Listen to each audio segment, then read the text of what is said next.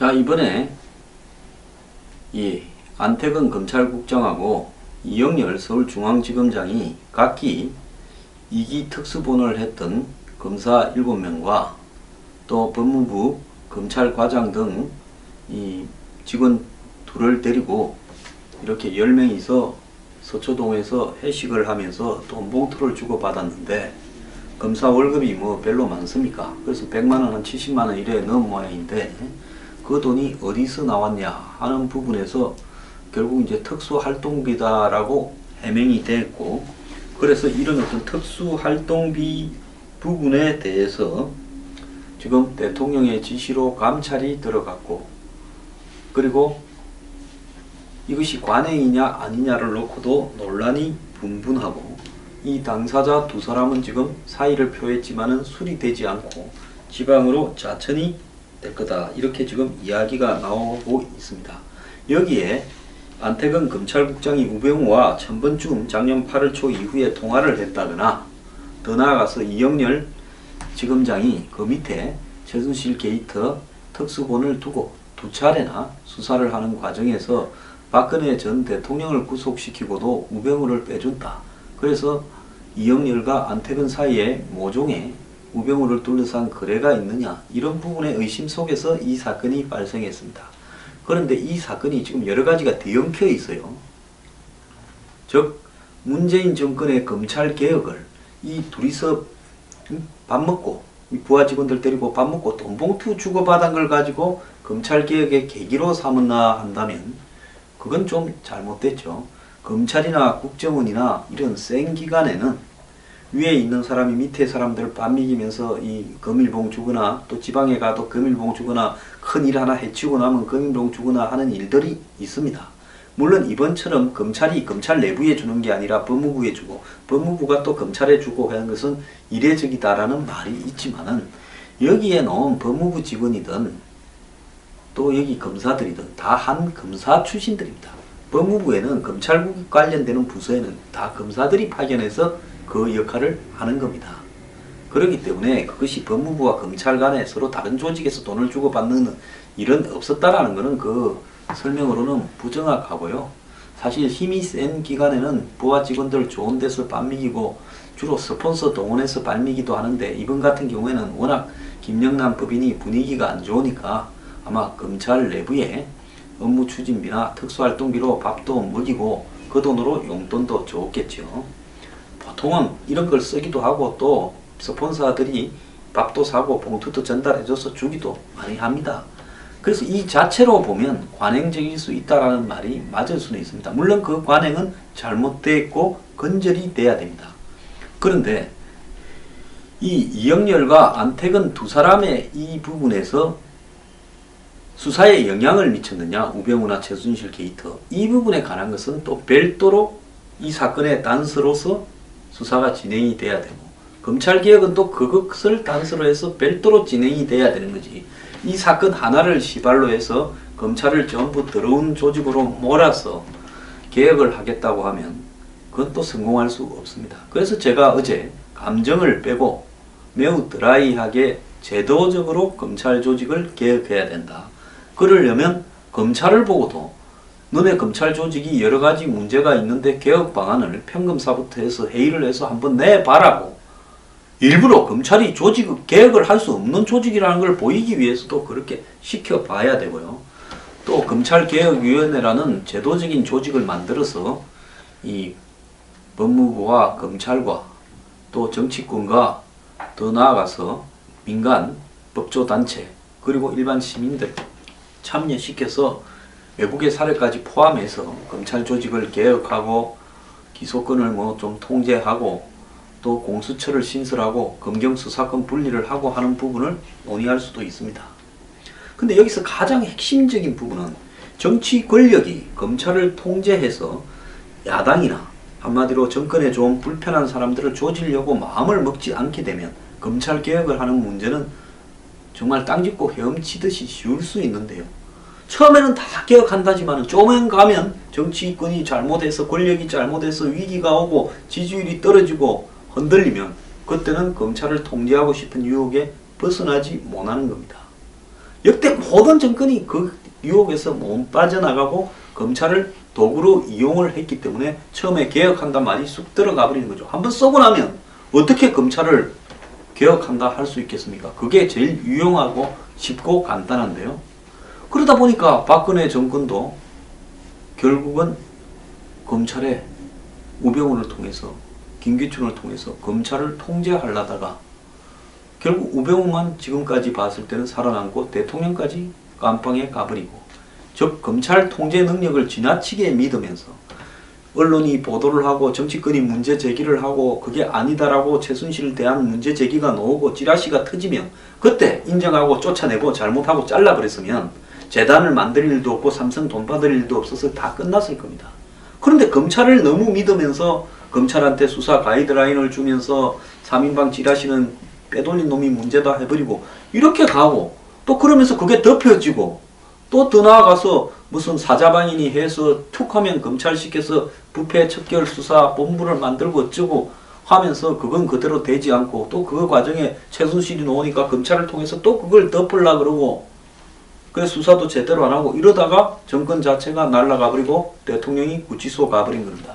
한마디로 검찰 맛을 들였다가 그걸 제대로 쓰지도 못하고 제대로 그 의미도 알지 못하면서 우병우라는 대리인을 시켜서 검찰을 통제하다가 가버린 겁니다. 그런데 그 통제했던 우병우는 대통령보다 높은 입지에서 살아남은 거죠. 우병우가 더 센 겁니다. 왜? 박근혜 대통령은 뭐가 어떻게 들어가는지 모르고 우병우를 통해서 시켰으니까 구속시켜도 뭘 검찰 간부들을 조질 일이 없지만은 폭로하거나, 우병우는 직접 시켰기 때문에 날 조지면 내 다 풀어버린 다음에 같이 죽자 하면 못 조지는 거죠.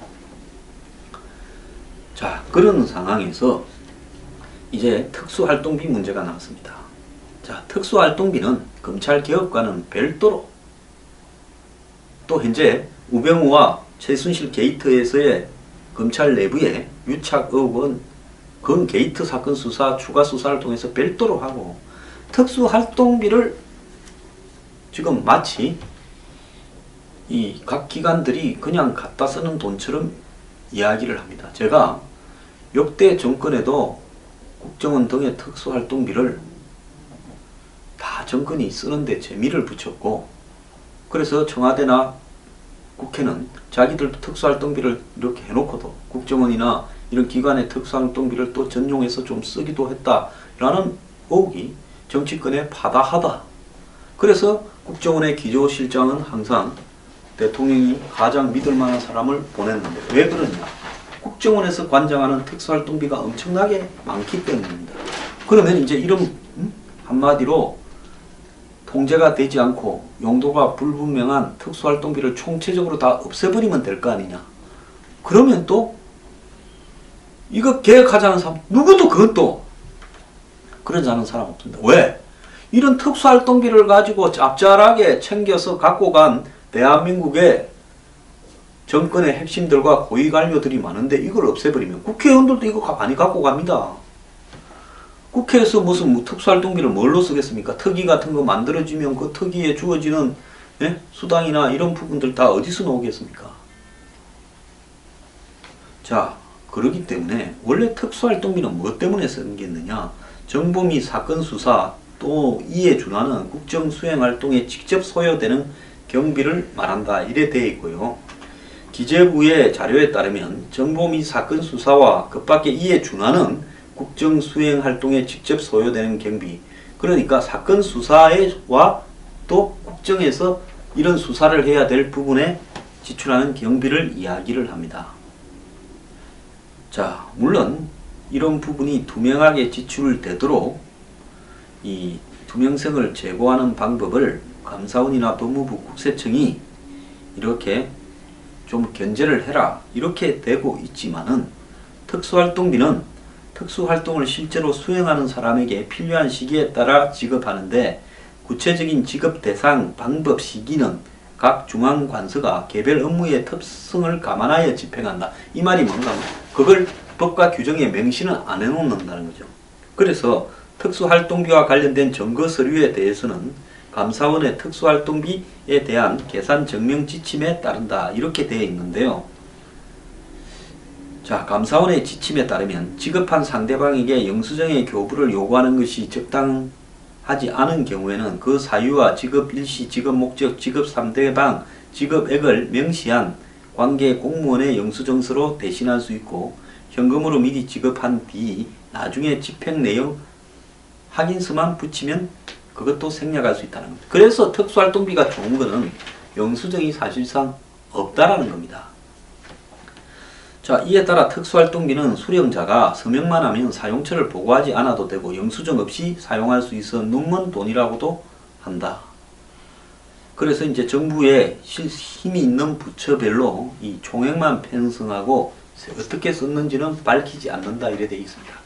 근데 이게 그러면 특수활동비를 이렇게 해서는 안 된다. 다 영수증을 첨부하고 밝혀야 된다. 이렇게 해야 되냐. 또 그것도 불가능합니다. 왜 그런가 하니 미국이 아프간을 침공했을 때 아프간의 족장들한테 말에다가 $100짜리를 싣고 다니면서 뭉치를 한 개씩 던져줬습니다. CIA가요. 그래서 그 사람들을 끌어들여 가지고 미군 편으로 만들었습니다. 이라크에서도 쿠르드라든지 이런 사람들한테 그렇게 했습니다. 자, 우리가 007이 뭐 이렇게 나와서 좋은 차를 타고 카지노에 가서 실제 배팅할 때 MI6에서 돈 더 잃으면 줄 수 없다, 뭐 못 준다 하면서 이 007이 MI6 본부하고 통화하는 것도 있습니다. 그게 다 특수활동비입니다. 특히 미국의 위패나 마약을 단속하는 이 재무부, 이 감찰 직원들, 또 미국의 지금 대통령 경호도 지금 거기서 하지 않습니까? 거기서도 지금 쓰는 돈이 다 특수활동비입니다. 거기 얼마 전에 이 리브 앤 다이 인 LA라는 영화를 보니까 이 위패범을 잡으려는데 $30,000를 성금으로 내야 되는데 그게 이제 한 30년 전의 영화죠. $10,000밖에 상급자가 못 준다 해서 서로 싸우는 장면도 나오고요. 그게 다 특수활동비입니다. 잠입 공작하는 거. 또 더 나아가서 이 차를 조직에 그 형사 같은 사람은 그 차를 그냥 민간인 차를 쓰고 다니지 경찰차, 폴리스 박힌 걸 안 하잖아요. 그것도 다 특수활동비 같은 데서 나와서 운행하는 차입니다. 그래서 차가 다시 망가지면 다시 안 준다 이래서 조심하고 자기들끼리 고치고 이런 장면도 나옵니다. 그럼 한국은 왜 특수활동비가 이렇게 발전했느냐? 국제적인 스파이 활동을 활발히 하지 않는데 북한 때문입니다. 중앙정보부의 군사정권의 중앙정보부하고의 이런 활동에서 간첩을 잡고 그 다음에 그러기 위해서 공작을 하고 또 뭐 솔직히 정권의 위해가 되는 사범들, 뭐 민주화 투쟁을 한다거나 운동권들을 잡고 이런 부분을 할 때 무슨 보안국 뭐 이런 거 있지 않습니까? 옛날에 경찰청의 보안국도 있고 그 다음에 검찰의 공안부도 있고 또 국정원 직원들이 간첩을 만났을 때 바로 간첩을 접촉하기 어려우니까 간첩을 끌어들이기 위해서 중간에 덫을 놔서 이 사설 공작원을 쓰지 않습니까? 그때그때. 그럼 사람들은 돈을 줘야 움직이지 그냥 움직이겠습니까? 그런 사람들한테 영수증을 다 받는다 하면 그 사람 신분이 노출되고 그게 다 알려지면 작업이 안 될 거니까 그건 직원들한테 위임해서 위에 사람들이 구두로 보고를 받고 이렇게 특수활동비를 합니다. 그래서 검찰, 경찰, 국정원 등의 특수활동비가 많은데 이거를 보고 우리도 좀 쓰자 해서 청와대도 땡겨가고 국회도 땡겨갔습니다. 그리고 국방부 같은 경우에도 기무사도 있고 또 국방부 같은 경우에도 대북 관련해서 여러 이 은밀한 작업도 하니까 북파 요원도 있을 것이고 이 특수활동비가 있는 거죠. 그래서 특수활동비가 작년에 2016년에 얼마인가 하면 2015년보다 59억이 늘어난 8,870억이고요. 기관별로는 국정원이 4,860억, 국방부가 1,783억, 경찰청이 1,298억, 법무부가 286억, 청와대가 266억, 국회가 79억 이렇게 되어 있습니다. 그래서 경찰청에도 각종 수사비 같은 부분이 사실상 특수활동비로 이렇게 나와 있고 또 경찰청의 정보과 직원들이 밥 사면서 정보를 입수하는 부분도 이런 내용입니다. 그래서 10년간 정부의 특수활동비 총액이 2007년부터 2016년까지 8조 5,631억입니다.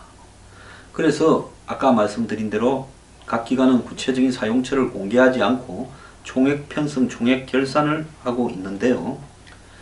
자, 자, 국정원이 굉장히 많죠. 그래서 이 특수활동비를 실질적으로 이런 용도에 다 쓰고 열심히 특수활동을 하라고 줘야 되는데, 위에 사람들은 이 부분을 상당히 토막을 내어서 그 부분을 사적으로 나눠 가지고 권력자에게 상납하고 하는 일도 있다라고 여태까지 한간에 말이 돌아다녔지만은 진짜 이걸 얼마나 빼돌렸는가 하는 부분은 아직 밝혀지지 않았습니다. 아까 제가 방송에 나가서 역대 정권이 그런 게 있었다고 특정 정권을 명시하지도 않았는데, 그 정권에 일했던 이 전직 국회의원이, 유명한 사람이죠, 저한테 빨끈하더라고요. 그래서 무슨 왜 저러나 생각을 했습니다. 걸리는 게 있나.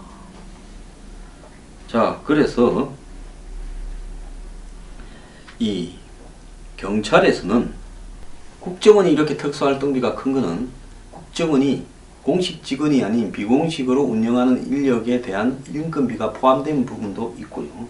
경찰에서는 기밀 유지가 필요한 정보활동이나 사건 수사 때 이렇게 특수활동비를 씁니다. 자, 국정원이 통제하는 경찰의 이 특수활동비는 정보비와 일반 예산인 수사비로 나누어지고요. 정보비는 감사 대상에서도 이렇게 보고를 하지 않는 부분입니다. 국회에서는 이게 재밌는데요. 국회의장단, 상임위원장, 원내대표 등이 특수활동비를 지급받습니다. 그래서 길을 쓰고 상임위원장 출마를 하고 원내대표를 하고 국회의장단에 들어가려고 그러고 정 안되면 특위에 들어가려고도 하지 않겠습니까? 그래서 상임위원장의 경우에는 매달 1,000만원 정도로 활동비를 여야 간사들과 나누고 상임위 회의나 간담회 때 주로 활용한다는 겁니다. 어떤 사람들은 이걸 모아가 억 단위로 집에 갖다 줬다라는 사람도 있지 않았습니까? 자, 지난번에 박근혜 대통령이 옷값을 어디서 지출했다, 이런 것들도 결국은 보면 이런 용도에서 나가지 않았겠느냐 생각이 듭니다. 실제로 그래 지출을 했다면요. 그래서 이 특수활동비를 제가 봤을 때 국회의 특수활동비나 청와대의 특수활동비는 제가 볼 때는 없애야 되고요. 이런 국정원이나 검찰, 경찰의 특수활동비는 유지시켜야 됩니다만은, 적어도 이런 것들이 봉투로 주는 수사나 정보가 아닌 그냥 봉투로, 금일봉으로 낭비되는 일은 없도록 엄격하게 통제는 되어야 되고, 그렇다고 해서 대공활동이나 이런 특수공작에 하는 부분을 전부 공개하라 해서도 안 됩니다. 그래서 미국에서도 이건 공개는 안 하지만 이런 돈을 떼먹는다는 것은 거의 죽음이다 라고 생각하기 때문에 아예 그런 생각을 하지 않습니다. 그래서 이런 부분들은 적절하게 기관의 특성을 살려서 해야 되고요. 또 이런 기관의 특수활동비들이 권력자들이 빼가간다라는 이야기가 안 나오도록 엄격하게 통제하는 기술적인 방법이 만들어져야 될 것 같습니다.